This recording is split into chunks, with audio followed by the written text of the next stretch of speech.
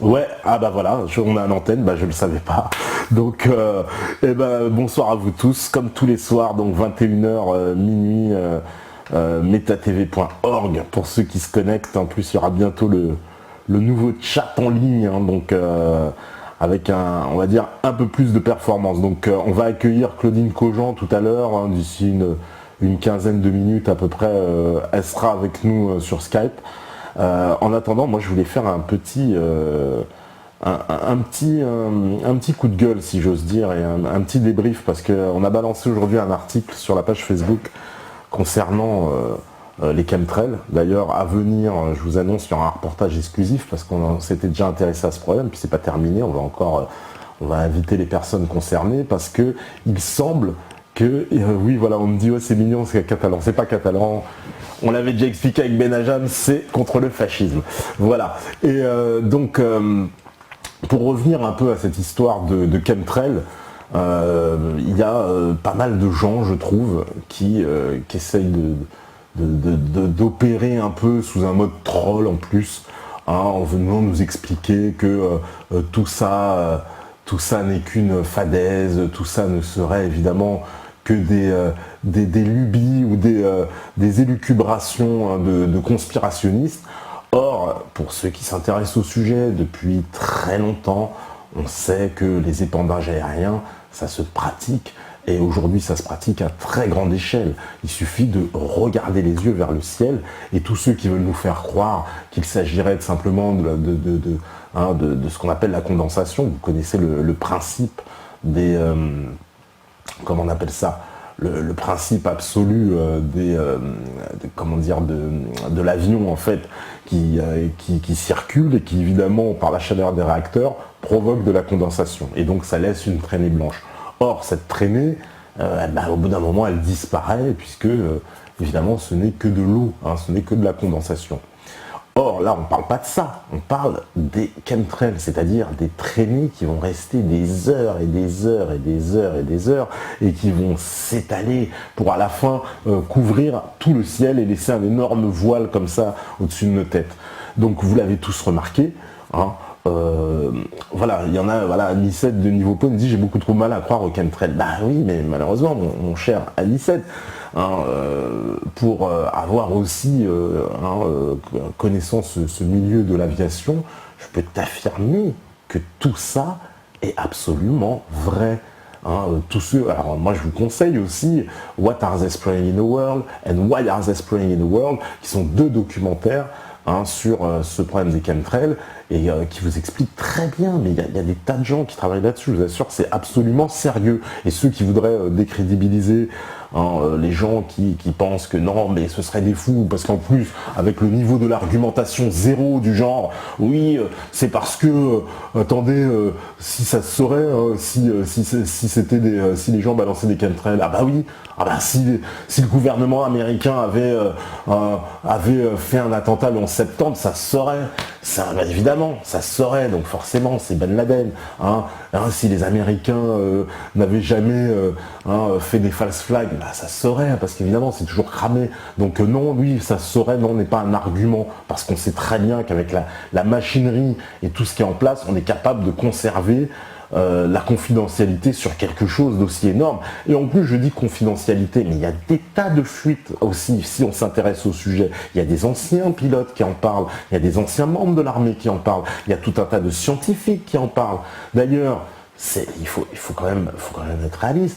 Il y a même pas un an de ça, il y a un reportage qui était passé sur, vous savez, Anal+, hein, notre chaîne favorite, hein, pour une fois, parce qu'il y a quand même des reportages quand même intéressants de temps en temps, c'était un reportage sur l'eau, et en fait sur la dégradation de la qualité de l'eau en France, et en particulier la présence d'aluminium partout, y compris, alors c'est ça qui est énorme, parce qu'ils vont même chercher l'aluminium dans les bacs à sable des écoles pour enfants, des écoles et des jardins d'enfants.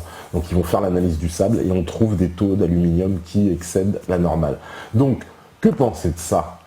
C'est-à-dire, que penser de ça ? Puisque les gens qui s'intéressent au problème nous expliquent que justement, précisément, les substances chimiques qu'on nous balance serait pleine de barium, serait pleine d'aluminium, etc. Donc voilà, il faut quand même à un moment donné faire le rapport des choses, et tous ceux qui veulent nous dire tout ça, c'est des... Non, parce qu'il y en a assez des trolls, des gens qui viennent, qui ont rien d'autre à faire de leur journée que venir polluer notre page. On a eu la même chose avec les djihadistes. Alors la polémique a cessé, je dois dire, quand on a eu sœur Agnès Mariam et puis ensuite Thierry Messant, qui eux pour le coup sont en Syrie, donc voilà, ils savent un petit peu aussi de quoi ils parlent, et qui nous ont confirmé, et qui n'ont plus que confirmé que tout ça était exact, que oui, on avait fait venir des jeunes filles de Tunisie et d'autres endroits du Maghreb pour, au nom d'un djihad du sexe, en fait, il s'agit de prostitution comme ça se fait dans toutes les guerres. Voilà. Donc, et suite à ça, d'ailleurs, les trolls se sont cessés, alors qu'on nous accusait d'être de propager de la propagande alawito-occidentale. Voilà. On avait inventé un oxymore de plus, de alawito-occidental. On était à la fois pro-Fabius et pro-Bachar. C'est quand même énorme. Donc voilà, donc c'est un peu la même chose avec ces chemtrails et le niveau de l'argumentation qui nous est présenté que je trouve proche du zéro. Voilà pour ce qui est des petites anecdotes de fond.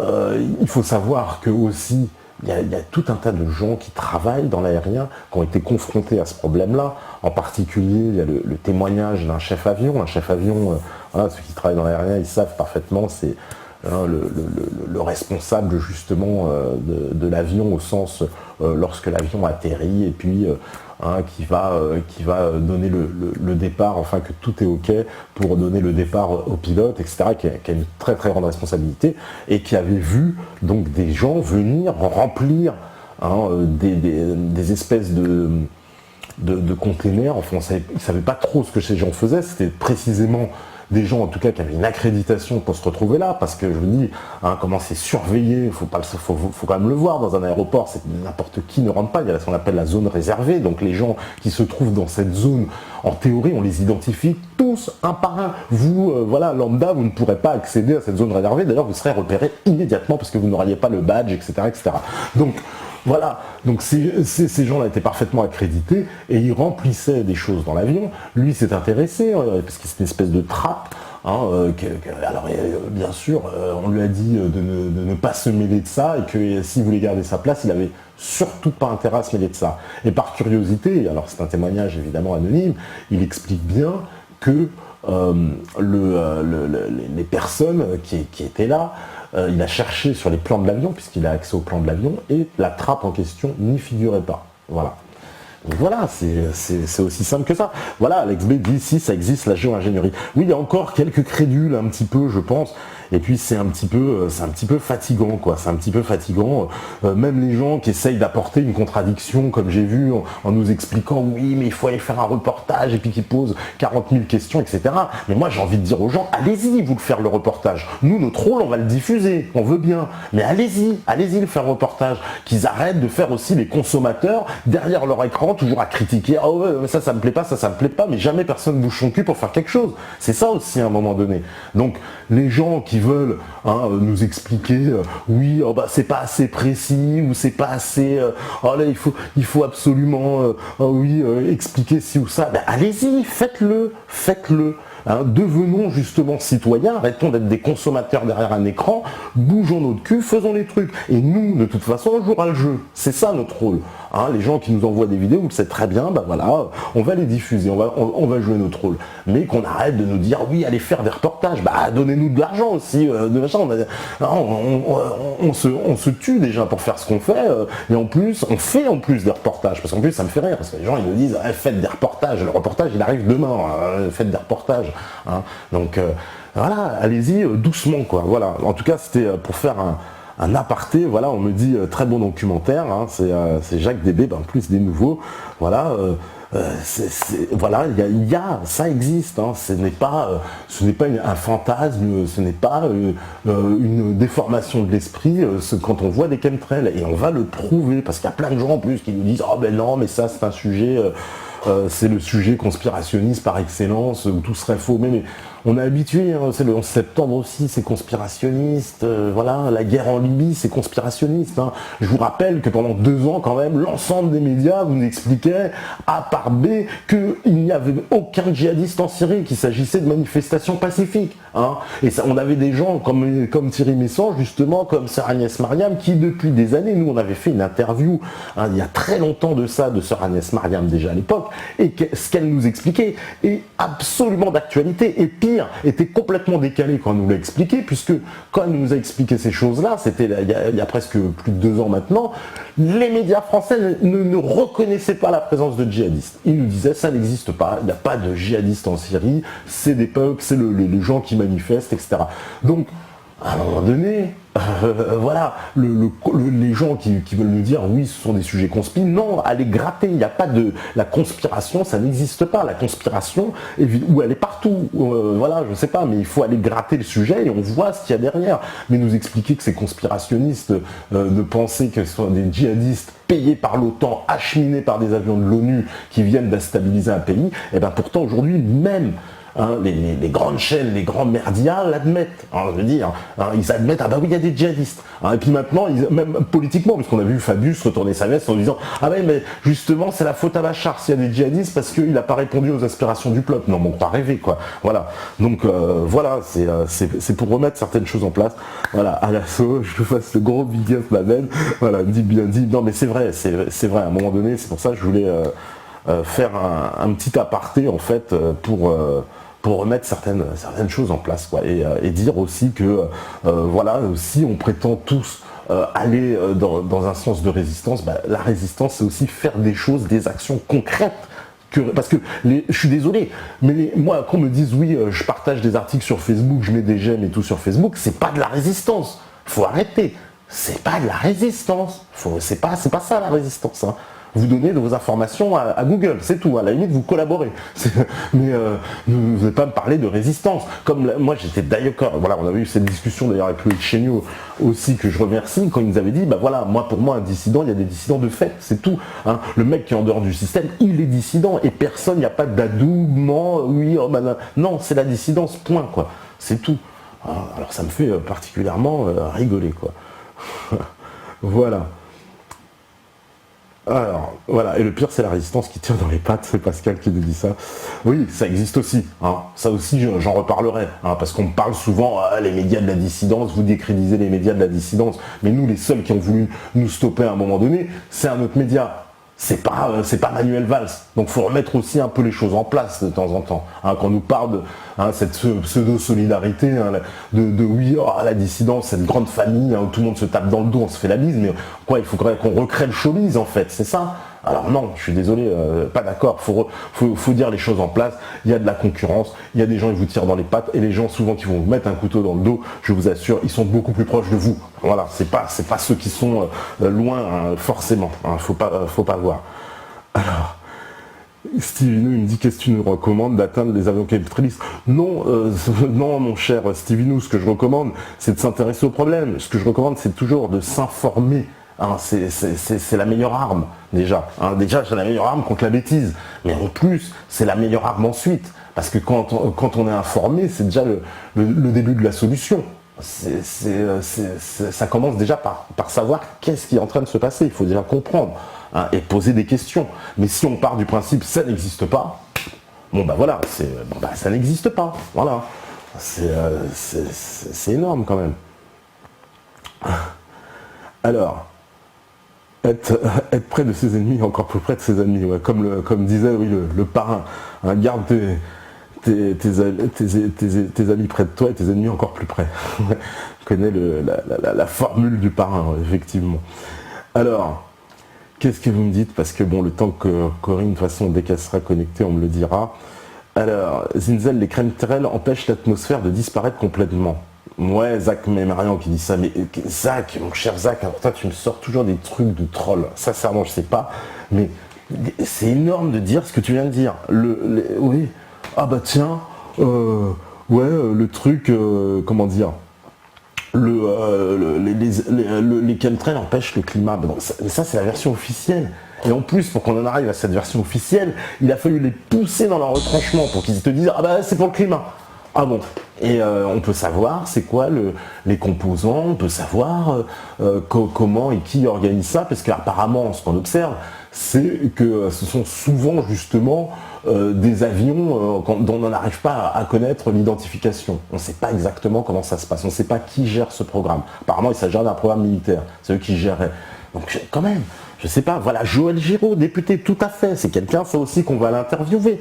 Hein, je vous le dis, on est en contact avec son cabinet et on va démontrer que il y a quelque chose derrière cette affaire et qu'on nous dise quoi. Nous, notre rôle, c'est pas de dire ah oui, bah si, c'est ça. De toute façon, oui, moi, je suis pas chimie, je suis comme vous, je n'ai pas les compétences. Maintenant. C'est vrai que j'ai eu de la chance de travailler un peu dans ce milieu pour déjà aussi repérer certaines anomalies, mais aussi, je ne sais pas, posez-vous des questions. Posez-vous des questions. Vous voyez, c'est en plus, pour ceux qui s'intéressent de fond à ce problème-là, vous verrez qu'il n'y a pas seulement la dimension de ce que je dis actuellement, c'est-à-dire qu'on voit des traînées dans le ciel, il y a toute l'imagerie des chemtrails qui est utilisée à travers certains dessins animés ou dans la publicité, où on va vous montrer, et ça ce n'est pas un hasard, hein, on vous montre un plan dans une publicité, reprenez cette pub très connue, je crois c'est pour Dior, hein, on va les citer carrément, c'est avec Jude Law, vous savez l'acteur, et il est à Paris, il est devant la Tour Eiffel, et puis vous savez il y a le truc, comment je vous reconnaîtrai, puis la meuf sans son parfum, voilà, elle n'a pas besoin, évidemment il est tout seul, sur la place du Troca, et ben dans cette pub, qui est une pub avec un énorme budget, et ben le plan où il est devant la Tour Eiffel, et qui regarde comme ça, qu'il attend, il attend sa chérie qui doit venir, et ben qu'est-ce qu'on voit? On voit un ciel rempli de chemtrails.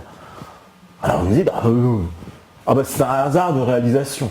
Vous y croyez, vous, hein. Des fois même, vous allez regarder les publicités sur, par exemple, vous savez, le jingle publicitaire qui annonce la météo sur TF1, ils vont vous mettre les chemtrails dans le jingle. On voit, comme ça, on voit un beau soleil, hop, avec les chemtrails, c'est magnifique. Hein, voilà, et c'est ça en ce moment ce qui se passe. Voilà, Alex B me dit oui, c'est l'OTAN qui finance le projet. Voilà, bah écoute, moi c'est aussi les infos que j'avais, mais bon, j'y vais à tâtons si j'ose dire, puisque bon, j'ai pas toutes les confirmations. Vous savez, c'est quelque chose que les gens commencent à peine à s'en apercevoir, hein, quelque part, même si ça fait des années que ça dure. C'est une affaire qui est en train de sortir. Hein, voilà, la preuve, il y a même des députés qui s'y intéressent. Donc oui, on a très peu d'infos. Si c'est militaire, on comprend bien. Hein. Voilà, Pirate, on lui passe le bonjour aussi. Pirate, pas les chemtrails, un lien sur un labo indépendant dans le sud de la France. Ils sont sur le coup à disposition aussi dans ce rapport. La case orange qui avait donné à l'Assemblée européenne. Eh ben tout à fait, oui. Eh ben, en plus, il me semble bien que nous aussi, il y a des gens dont tu parles qui sont dans le reportage, parce qu'on est allé dans cette manifestation à Saint-Michel, dans laquelle il y en a une d'ailleurs le 1er mai encore. Contre les chemtrails, voilà, il y a des gens qui manifestent en France et dans le monde entier, il faut le savoir, hein, qui commencent à s'intéresser à ce problème-là. Il y a des associations, alors c'est ACPICA aussi, hein, l'association qui s'intéresse à ces problèmes-là. Et c'est pas des gens, je veux dire, ils n'ont pas pété un câble du jour au lendemain. Dedans, il y a des gens très très sérieux, hein, je vous assure. Il y a des scientifiques, voilà, il y a des gens, il y a des laboratoires, il y a des gens qui s'intéressent de très près à cette affaire-là. Et si vous vous intéressez, vous allez bien voir qu'il y a quelque chose derrière. C'est pas anodin quand même. On peut pas nous faire croire que comme ça, hein, les gens se sont réveillés. Maintenant les avions ont changé, alors qu'on nous montre pourquoi les avions dans les années 70 on ne voyait pas de chemtrails, qu'on explique. Hein, pourquoi on ne les voyait pas avant, hein, qu'est-ce qui a changé dans la technologie aéronautique au point que maintenant les avions dégagent des chemtrails.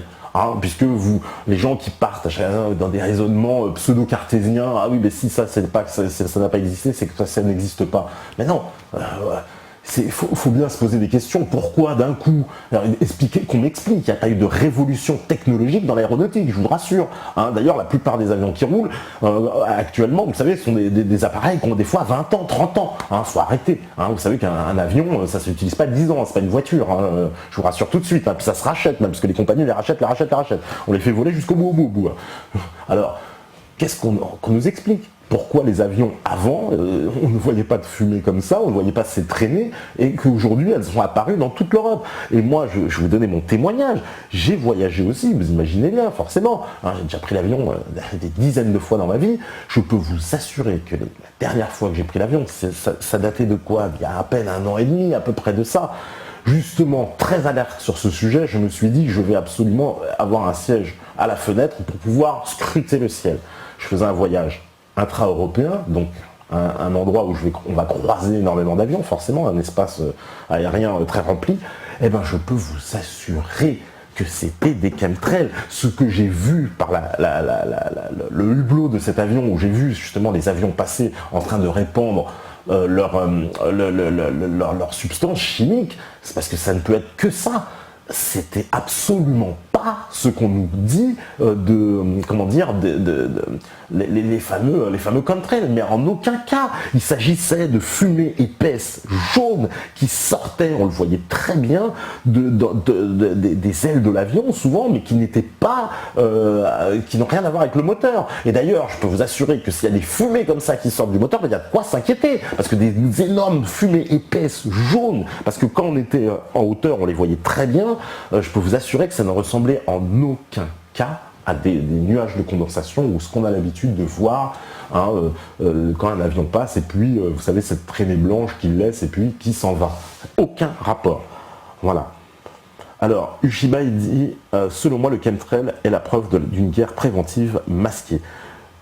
Ouais, on n'a pas les preuves de tout ça, mais moi je m'intéresse à tout ça, oui, je ne sais pas exactement. En tout cas, pour moi, c'est la preuve qu'il y a de toute façon une organisation militaire qui a un projet secret, j'ai envie de dire, certainement pas un projet...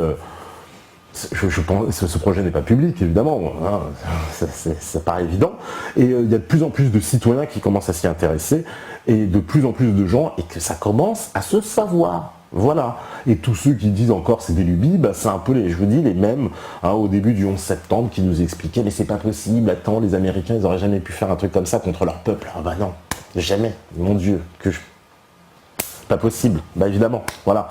Et là c'est un peu le même principe, quoi. C'est le même principe, voilà, non, c'est pas possible, on va pas empoisonner les gens sans leur consentement. Bah dis donc, vous êtes énorme, quoi. On va pas empoisonner les gens sans leur consentement. Voilà. Alors, on me dit, voilà, sa sainteté, oui, il y a du barium, et tout à fait, donc du barium, qui est un métal lourd qui s'enflamme facilement. Voilà, c'est, comment dire, sa sainteté, je lui passe le bonjour aussi, qui nous dit ça. Et, les chemtrails sont les rails du train HARP. Lui, il pense que c'est les rails du train HARP. Il y en a beaucoup de gens, oui, qui mettent en rapport, donc HARP aussi. Ça fait des années qu'on nous parle de HARP, on nous dit, mais non, c'est des lubies, ça, comment ça, c'est impossible, une machine qui dérègle le climat. Non mais vous avez complètement fumé la moquette. Ouais, super. Même Jean-Pierre Petit ici nous l'a confirmé, mais bien sûr, il y a des reportages sur iTélé. Je veux dire, c'est pas... quand l'Empire commence à vous parler lui-même de ces trucs, c'est que vraiment...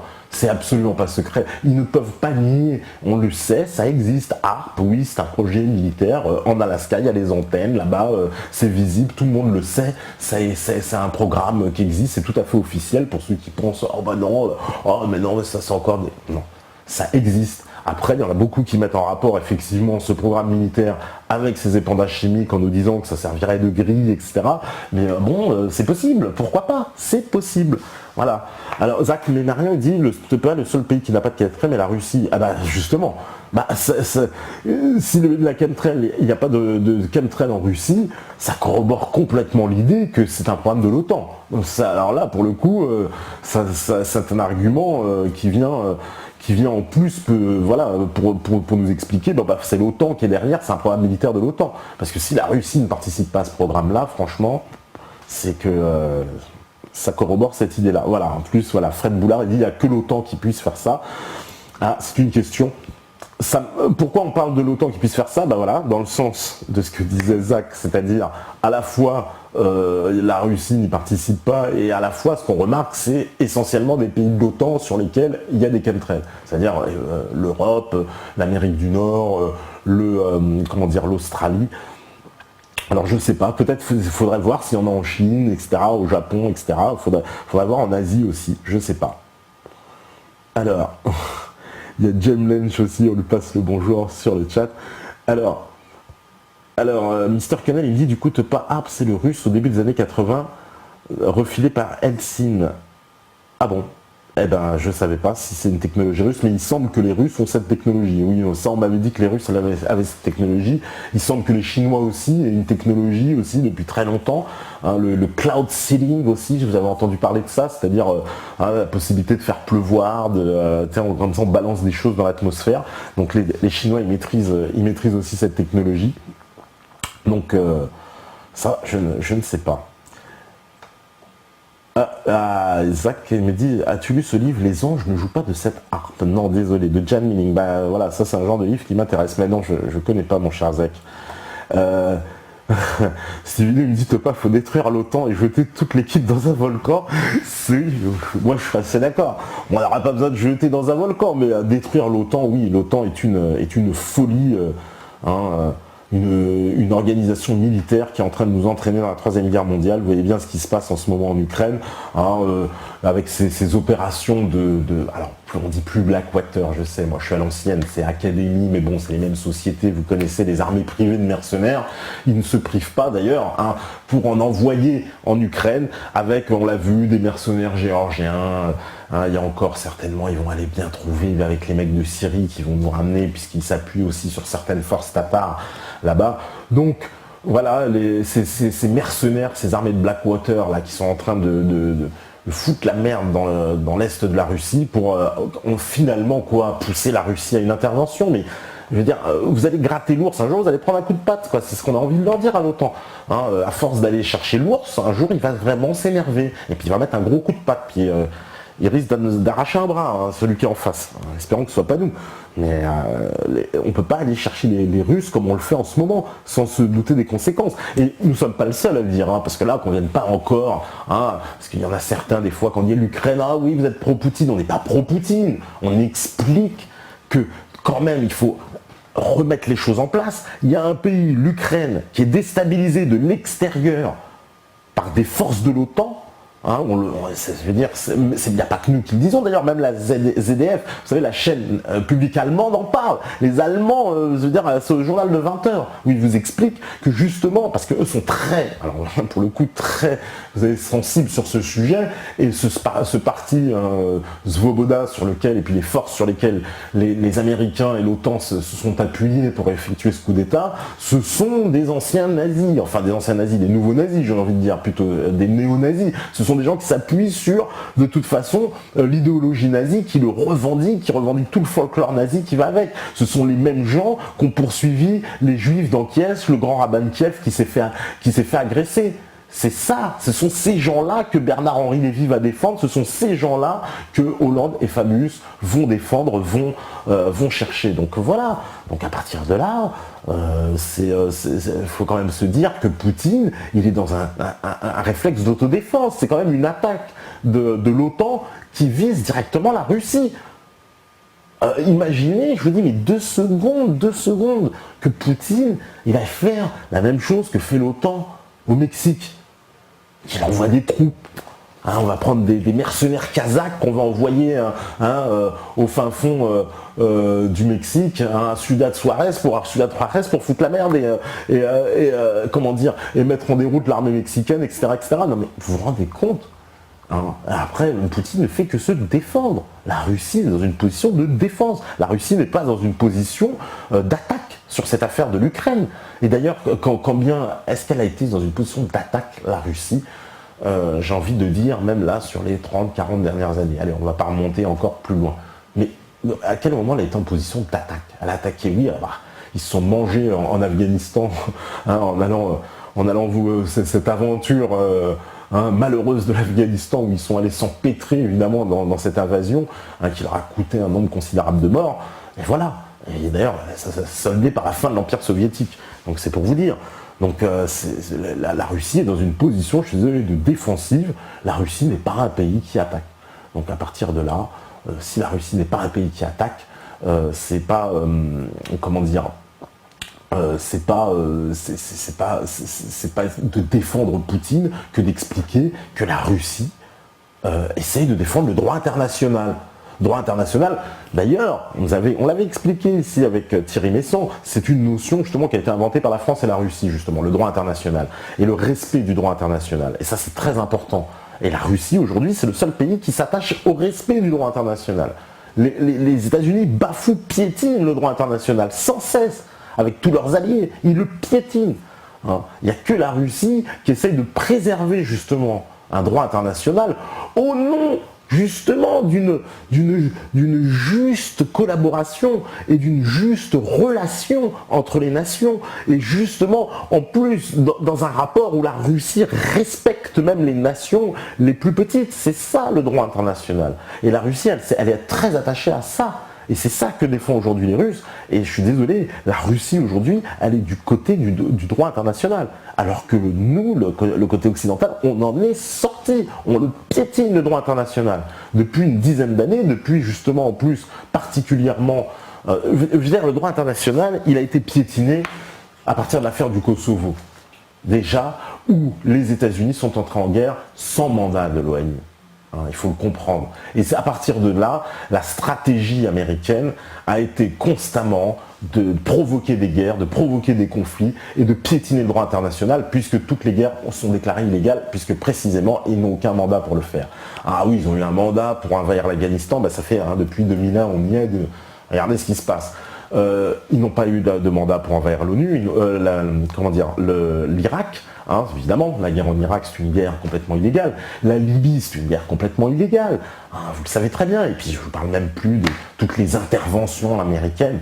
Voilà, les notions de déstabilisation. Parce que vous savez que ce sont les rois des révolutions oranges. Pour ceux encore qui doutent, vous croyez à des révolutions spontanées de citoyens, tous heureux, enjoués d'aller renverser un gouvernement. Il faut savoir que derrière, il y a toute une organisation, il y a tout un tas d'objectifs qui ont été mis en place pour arriver à ce résultat-là. Et c'est pas le fruit du hasard. Il y a des sociétés comme USAID, vous savez très bien qu'il y a Otpor, la société là comment il s'appelle, Popovic, là, le Serbe qui est spécialiste, il va former tout le monde, lui, il est parti former les gens au Kyrgyzstan, en Tunisie, en Égypte, etc. Il forme tout le monde. Donc c'est un nouveau système de déstabilisation qui a été mis en place par les États-Unis, et justement où on renverse comme ça, on appelle ça les révolutions colorées, une espèce de révolution de douceur. C'est complètement assumé par l'administration américaine, ce que je dis là. Je n'invente rien. Eux-mêmes, l'administration américaine, il y a des tas de gens qui vous expliquent, bien sûr, on fait les révolutions colorées, c'est une nouvelle façon d'intervenir, on n'a pas besoin d'envoyer 100 000 soldats et l'aviation, etc. Et ça passe aussi bien. Donc voilà, et c'est comme ça que ça se passe. Alors, je ne sais pas si Claudine, elle est en ligne avec nous. Bon, non, peut-être pas encore. Si. Ah, d'accord, ok. Bon, on fait signe dès que ce sera prêt. De toute façon, on me le dira. Il est chaud, t'es pas ce soir? Ouais, non, je suis pas chaud. Non, mais ça m'a un peu énervé. Je vais te dire, franchement, mon cher Félix, The Félix renaît de ses cendres, mais c'est que ça m'a un petit peu quand même énervé. Ah, on me fait signe qu'elle est en rapport. Eh ben, écoute, ça va être bon. Je vais la prendre. Sur Skype. Allô? Allô, Claudine. Ça y est, on a l'antenne. Comment vas-tu? Ça va? J'entends pas très bien.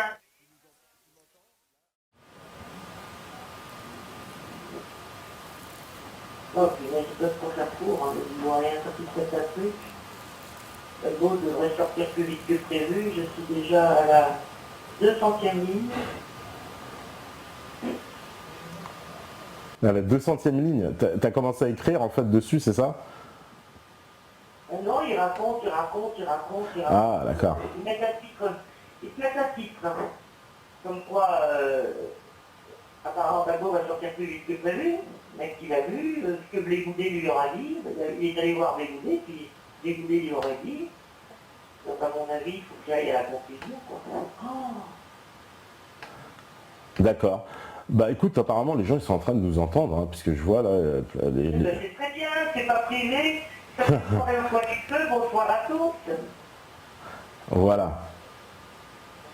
Parlons avec la monotonie quelquefois des formats habituels télévisés où on a 5 minutes, 10 minutes, un quart d'heure, tout le monde est stressé, maquillé, il fait chaud dans les studios. Ça change. Ouais. C'est bien qu'on puisse dire. Bah justement, alors on va parler un peu des nouvelles de la Côte d'Ivoire là, parce qu'il y a vraiment pas mal de choses, c'est en train de bouger quand même au niveau de la Côte d'Ivoire là. Alors, au niveau de la Côte d'Ivoire, je ne sais pas où tout le monde en est là actuellement. Il y a d'une part pour moi quelque chose qui est important, c'est que les Ivoiriens, bon, bah, ils vivent là-bas, ils sont en plein dedans et ils voient ici un mec qui s'est tué, ils voient autre chose ici. Tout. Il faut savoir qu'ils vivent là-bas, ils ne sont pas forcément conscients tout le temps du plan génocidaire. Il y a eu l'événement fortement médiatisé Rwanda. Oui. Ça a permis à tout le monde de se recaler dans la perspective de préparation du génocide. Or, quand on voit maintenant l'armée française qui boucle en fait son travail, commencé, je dirais, très précisément le 3 mars 2011, j'en reviendrai là-dessus si vous voulez après, eh bien, maintenant, elle a quasiment terminé en 2 ans la formation des rebelles au maniement des armes, au formage, à tous ces trucs-là, même pour entretenir les hélicoptères et tout. Et le 4 et 5 avril, ils étaient à Toumoudi, c'est un peu au-dessus d'Abidjan, sur la route de Yamoussoukro. Et là, ils ont terminé la formation avec plusieurs centaines de quartiers sur le terrain. Et donc, ça, c'est pas bon signe. En plus, on voit des tas d'avions, d'hélicoptères ONU qui vont vers le nord, qui reviennent vers Mans, c'est-à-dire dans la zone vraiment rebelle. Ça, c'est quelque chose qui fait que les gens sentent qu'il y a de nouveau quelque chose dans l'air qui n'est pas normal. Ouais. Et alors, déjà ça aide. Et ça tombe en même temps qu'un autre événement, qui est que Ouattara s'est lancé dans l'opération recensement de la population. C'est pratique, hein. Maintenant, tous les morts qu'il y a eu à Dwekwe, on les oublie en somme. Mais plus de 1000 morts, moi je pense qu'il y a plus de 1200 morts, le 28 et 29 mars 2011, on oublie ça. D'ailleurs, après il y a eu en plus sous Hollande, à Naïbli, le camp où les gens s'étaient réfugiés, et bien là, il y a eu de nouveau un massacre et on vient de construire, on a commencé maintenant les fondations d'un immeuble à la place de ce camp qui a été assiégé en un quart d'heure. Ça suppose une organisation extraordinaire, hein, tu vois, ça veut dire on crée des conditions pour que les mecs ils attaquent tous, que ce soit dans le camp, que ce soit aussi partout où les gens vont aller courir. Il y a d'autres équipes qui attendent pour éliminer les gens. Après, tu as des mecs costauds qui les jettent dans les puits, etc., tu vois. Et ils repartent, et ni vu ni connu. Si on ne veut pas les gratter, on ne peut pas. Donc, il y a donc Naïbi, là, ils ont maintenant coulé la dalle, on va dire, sur les événements. Il y a le fameux recensement qui tombe au même moment, c'est-à-dire on recense la population qui habite maintenant en Côte d'Ivoire. On attribue facilement d'ailleurs à tout le monde la nationalité. Or, comme je vous avais dit, il y avait 5000 Burkinabés qui arrivaient depuis mars-avril 2011, qui arrivaient par mois. Ouais, 5000 Burkinabés qui arrivaient par mois en Côte d'Ivoire. Ah ouais. Oui, alors, attends.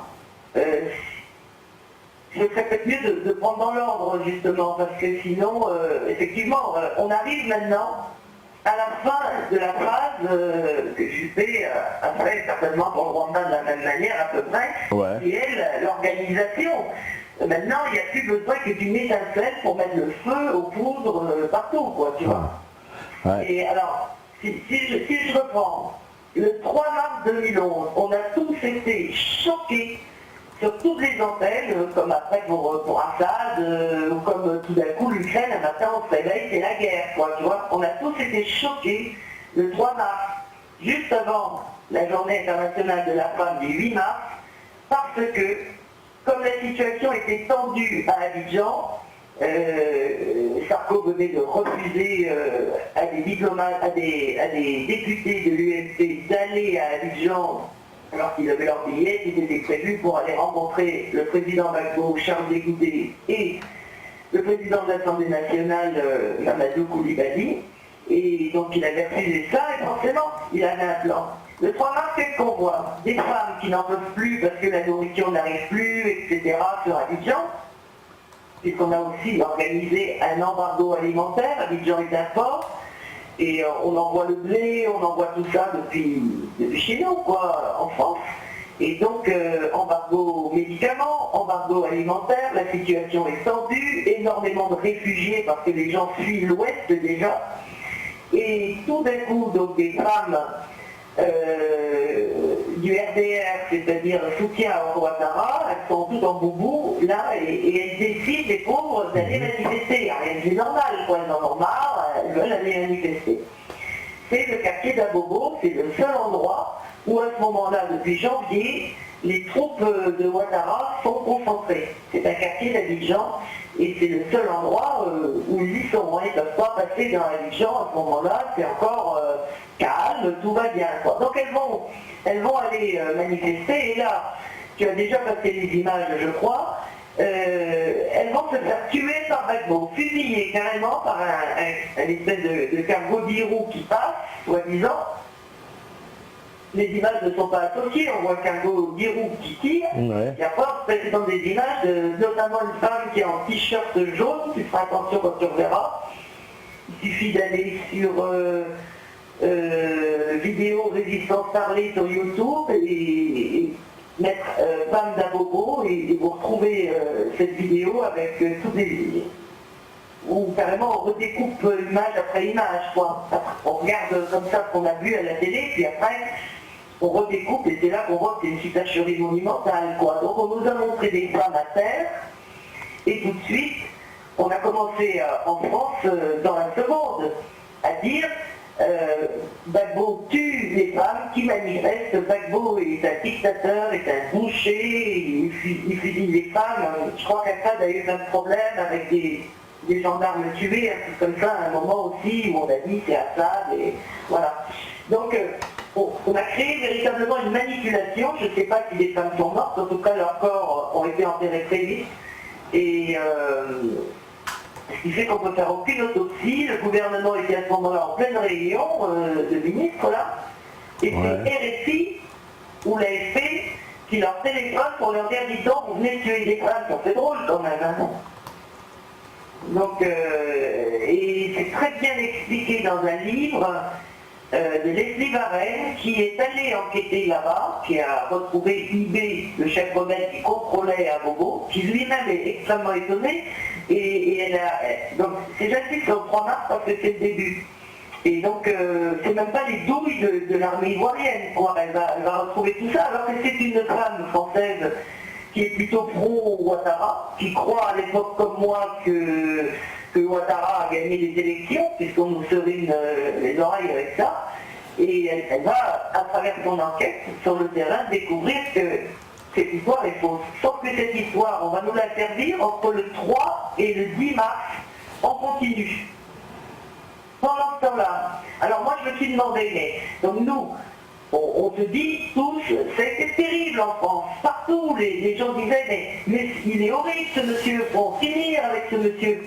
Et donc, ben oui, parce que la journée de la femme arrivait, parce que c'était des femmes vulnérables et qui manifestaient. Alors attends, c'est le bonbon, hein, non, ils ont bien organisé leur scénario, hein, pour, et ça avait un autre intérêt, c'est que à l'époque, toutes les factions rebelles ne sont pas unifiées.